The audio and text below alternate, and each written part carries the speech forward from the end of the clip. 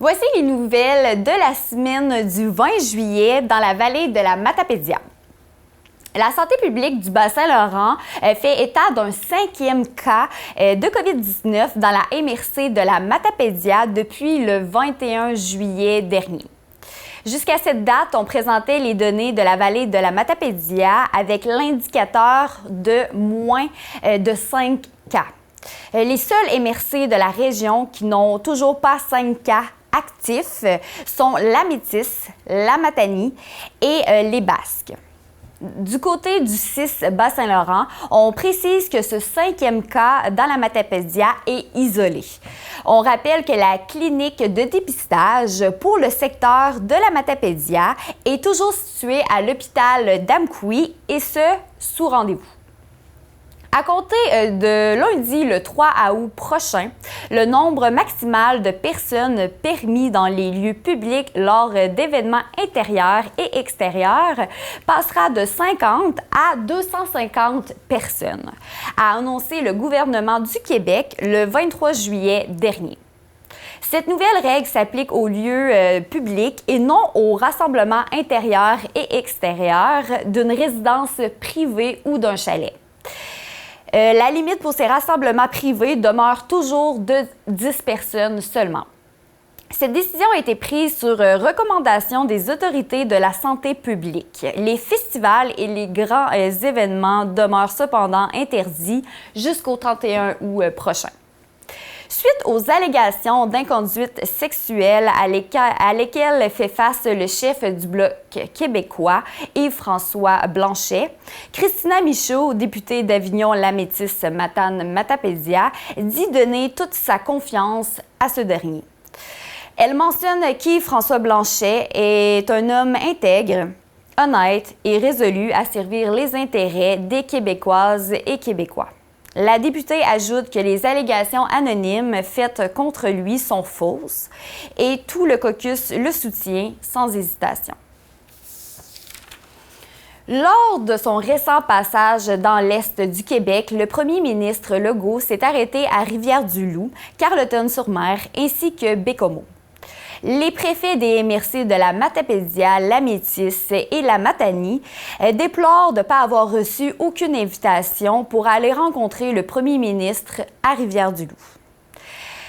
La préfète de la Matapédia, Chantal Lavoie, mentionne que les régions administratives sont à la fois semblables et distinctes.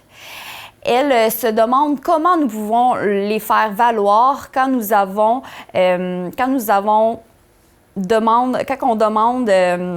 pas l'opportunité de profiter du passage du chef d'État.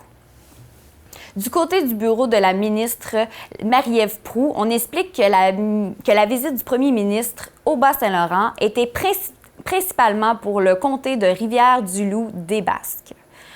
Le bureau de Service Canada à Cozapiscale pourrait rouvrir ses portes bientôt. Certains centres Service Canada dans l'Est du Québec devaient redémarrer d'ici quelques semaines. Celui de Rimouski et de Gaspé rouvriront à la mi-août. Aucune date n'est émise pour celui de Cozapiscale, du moins pour le moment. Le 20 juillet dernier, un accident de la route a fait un mort un peu avant 17 heures dans la vallée de la Matapédia. Le conducteur d'une motocyclette a été frappé par une camionnette sur la route Soucy du lac Matapédia. Quand les services d'urgence sont arrivés sur les lieux, le conducteur de la motocyclette était toujours en vie. Son décès a été constaté au centre hospitalier où il avait été transporté. La victime est Danny Justin Bérubé, 45 ans, Amqui.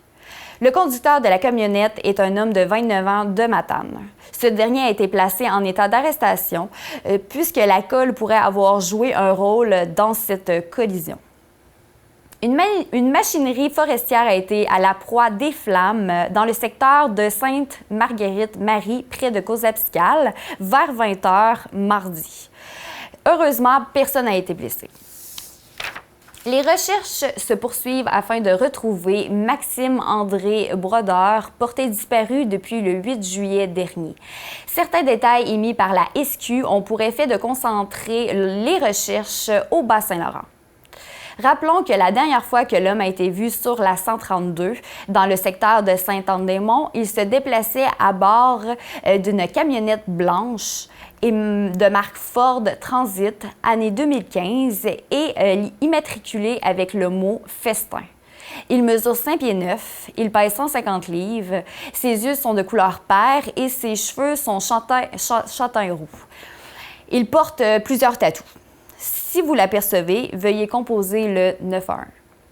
La vallée de la Framboise, située à Valbriand, ont participé à un concours international avec leurs produits alcoolisés.